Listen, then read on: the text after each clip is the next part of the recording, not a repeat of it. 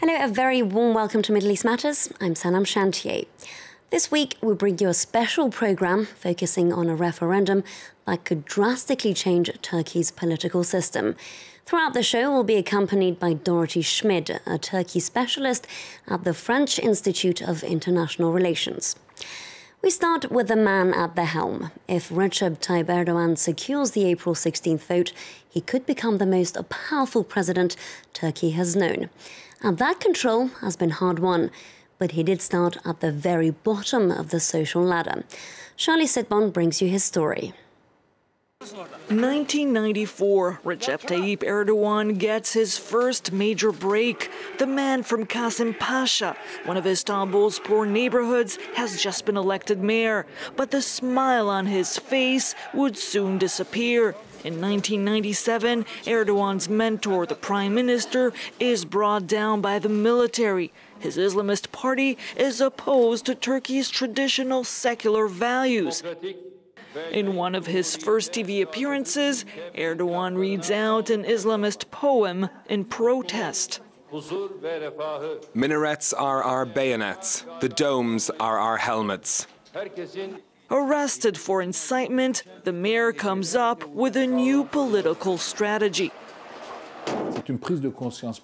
He realized that he had to do something to stop the systematic banning of his party. His party had the capacity to reach power but was always dissolved because of its Islamist character. To break the cycle, Erdogan founds in 2001 a new party with a different face. The AKP is Islamist like its predecessors, but it calls itself moderate Islamist. Instead of threatening to Islamize Europe, it adopts a pro-European approach. Erdogan becomes prime minister in 2003, then president in 2014. He allies himself with powerful preacher Fethullah Gulen, who has thousands of followers. They gradually take key positions in Turkey's institutions, including courts. Erdogan uses them to hit back at his secular rivals, the Kemalists. The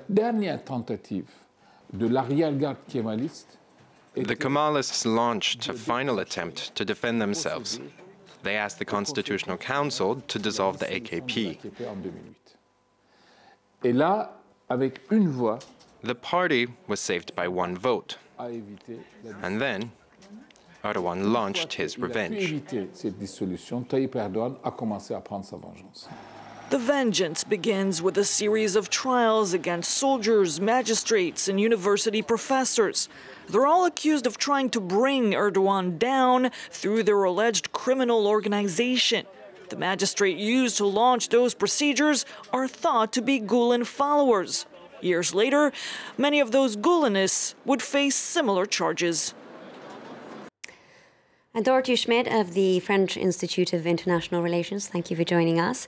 And that report we heard about Erdogan and the Gulenists, they went from political allies to very bitter rivals. How did that come about? Nobody knows exactly the reasons of the quarrel between Erdogan and Gulen, but that probably has to do, first of all, with the personal competitions with their two men who are obsessed by power in a different way. They exert power in a different way. Gulen is more in a social movement that is, as Erdogan says, trying to penetrate the Turkish state. Erdogan is the open politician. At the same time, Erdogan probably felt threatened by the presence of too many Gulenists within the state, even if he encouraged them to come himself as allies. And then some say also they were divided over the Kurdish option, because Erdogan wanted to have the peace process, the PKK, and Gulen was opposed to it. Now, tell us more about the purges came in the aftermath of the failed coup d'etat last year. They're certainly not unprecedented. Erdogan himself was the victim of the previous coup in 1997.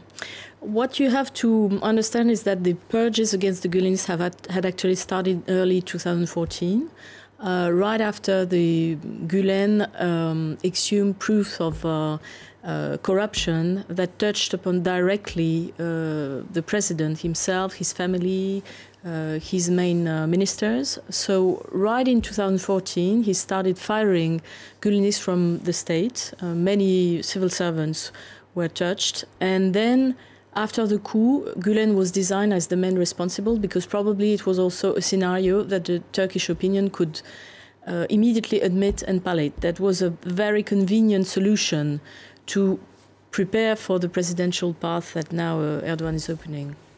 Dorothée Schmid, do stay with us. With just days to go, no campaigners are out on the streets of Istanbul trying to convince residents their camp is the side to stay with. They include the Republican People's Party, the CHP, and the pro-Kurd People's Democratic Party, the HDP. They say their side has struggled to make its voice heard. For my future, I say no. This young girl is the current face of the No campaign ahead of Turkey's constitutional referendum on expanding the powers of President Recep Tayyip Erdogan. But in Istanbul's Fatih district, a bastion for Erdogan's ruling AKP party, posters of her are few and far between. Yet activists from the main opposition party, the CHP, are out in force ahead of the April 16 vote. When we explain the changes to people, they can understand the meaning of the 18 articles. Why am I saying no? And why are these women saying no? It's because there's not even one article in this text about women. Nothing for children. It's because we are against a regime led by just one man. But Erdogan argues that constitutional reform is needed for better governance. And in this neighbourhood, he counts on loyal support. What do you want me to tell you? The CHP has done nothing for 15 years. They don't play their part as the opposition. Do you give us bread, pasta? They do, the AKP do. Activists for the president's AKP party are also knocking on doors, bearing gifts such as tea and coffee, hoping to persuade the public to vote yes. Personally, I support the no. Unfortunately, my friends don't agree. But we're talking about our country. It's not a question of which political party, the CHP, the MHP or the AKP. A yes vote would hand executive, legislative and judiciary powers to Erdogan, the man who has dominated Turkey for nearly 1.5 decades. But with polls indicating a tight race, approval for the plan is by no means a foregone conclusion. Dorothée Schmid, thank you for staying with us. Can you tell us briefly what the constitutional changes would mean for these very people that are out there campaigning? Well, what the president is now selling to his constituency is that the constitution is the only way to stabilize the country because it will reunite the different channels of power in Turkey into one single sort of mass that will be able to bring about more reforms and the reforms that are needed, especially to sustain economic growth in Turkey. Concretely, it means that there won't be any more prime minister. The president will be able to stay in leadership of the party, of AK Party itself. The general elections, the presidential election will be aligned systematically in order to ensure a stable majority. The president will also have more power to control the judiciary, so there is a risk that the balance of power will not be fully respected in the future, which is what is frightening the people who criticize the constitutional project. So we're talking about what Erdogan's trying to sell and his growing powers, but this is a man who's ultimately very popular and he was democratically elected. He's popular among part of the Turkish people, and as we could see in this short presentation, especially the poorer part of the population that has benefited from the economic growth that started more or less with the arrival of AK Party in power. There has been a tremendous catch-up economically, socially in Turkey. But what should not be forgotten is that now the other half of the country is extremely firmly opposed to the reinforcement of Tayyip Erdogan's personal power. Thank you for that analysis, Dorothée. Lastly, we move on to several Turkish army officers whose lives were turned upside down in the aftermath of last summer's failed coup in Turkey. Today, they're forced into hiding in Belgium for fear of their lives. From hero to pariah, Ellen Gainsford tells us more about their story. These men were top-tier army officials, colonels and majors, Turkish soldiers working for NATO in Belgium. But their careers ended with the arrival of a letter last September. It said your tenure in NATO office has ended. There's an administrative investigation about us, and that's why we need to return back to homeland immediately. Western educated and with secular values, they're accused of being members of Fethullah Gulen's Brotherhood, the group Ankara blames for last year's attempted coup. Now considered terrorists in their own country, they feel unable to return home. All of them deny the accusations, but they fear they'll receive the same treatment as 16 of their colleagues if they go back to Turkey. That got arrested either at the airport or the Turkish general staff. That's when we understood that if we go back, we're going to be arrested too. Some of those guys are still in jail. There's no indictment for them. There's nothing. They're still waiting. Around 8,000 members of the military are currently under detention in Turkey, accused of links with the coup. Between July and January, 20,000 soldiers were purged from the army. Hundreds of them have demanded asylum in Belgium and other European countries. According to human rights NGO Amnesty International, they're right to be worried.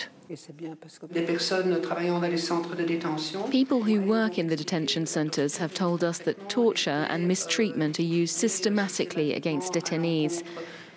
They're deprived of food, of water, of medication. Members of the military are more likely to be badly treated, probably as a form of revenge. After years working in prestigious roles for NATO, they're now forced to live covertly, and their pay's been stopped. It's a brutal change in circumstance. They froze all our assets and money accounts and everything. So we were not able to bring money from Turkey. They've had to move house and change region, as even in Belgium, these former NATO members feel threatened. We don't want any Turkish people all around us. Even some, still now, my kids prefer not to speak Turkish outside. The lists of the purged are regularly published, accessible to anyone. The Turkish